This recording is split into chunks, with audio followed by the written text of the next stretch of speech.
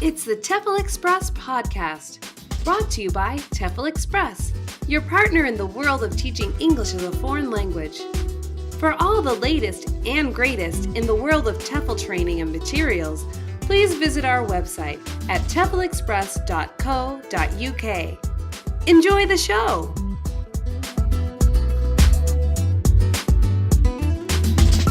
Hi, this is the TEFLCast, and I'm Adam, and today we are talking with Jessica, and she's currently doing a TEFL certification course. It's a 4-week course, and she has just finished her first 2 weeks. We talked to her within the first 24 hours of her arrival here in Beijing, China. So we're going to get an update. And Jessica, how are you doing? Pretty good. I was pretty surprised with how quickly we got into the course, but overall it seems pretty good.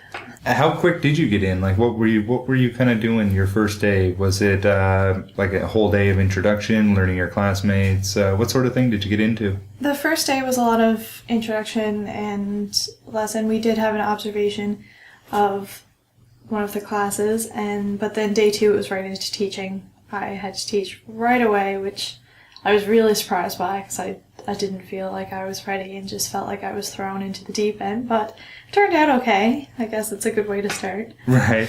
So you're a first-time teacher. You don't come from any teaching background, teaching English, I should say. Nope, never taught English. Never taught a subject or anything before, only dance or figure skating, something simple, so... Well, you say simple, but you should see me figure skate. Not so good. So basically, coming with zero teaching English background, you were teaching a class. Your second day, you said. Yeah, we had a full class. I started with an upper intermediate, and there was about, I would say, 12 adults that were all from China and were learning English. Some of them for their first time, some of them have been there for a while, but fairly new to it still, so that was a big surprise, but they're a really good group, and we got a lot of feedback on teaching afterwards as well, so things we need to improve. Right. How did you feel going into that first class, your second day of your teaching course? Like, what were your thoughts going into that? Terrified. I thought it was going to be absolutely horrible. I had never done a lesson plan before, didn't know how to do one. We did get a pretty good outline. We got exactly what to do and how to follow it and the pages in the books to use and stuff. But I've never done it before, so right. All the preparation in the world, I was still terrified. Yeah. That's one thing I always say about teaching as well.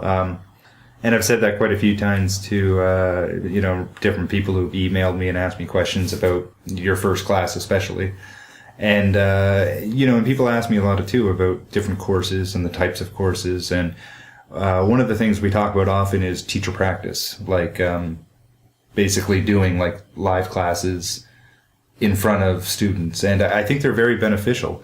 But however beneficial they are, the moment you actually go in front of a class, like whether it's an actual real class at employment, or even if it's just your little class at your course that you're taking, no matter what you read or see or do before then, once you get in front of any class, that stuff's just out the window. Like, it feels brand new. And panic sets in. So I do think they're beneficial, but only in certain regards. Like, to any extent, the only way to really do it is to just jump right in. So it's kind of interesting that that's what your course kind of did, in a sense. Like, they kind of did just throw everybody right in on the second day. I was really surprised, and they split it in 2 groups, and it's upper intermediate and pre-intermediate, and then within those groups you were split into 2.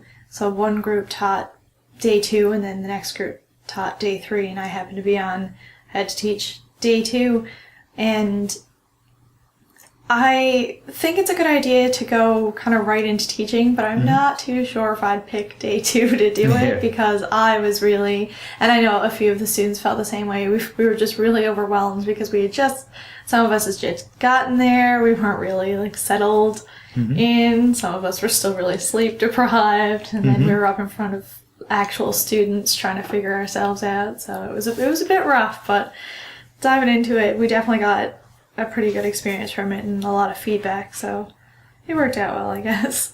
It's funny that you say that, just being like sleep deprived and that, because like you said, like people could have just shown up, like they could have just arrived in Beijing.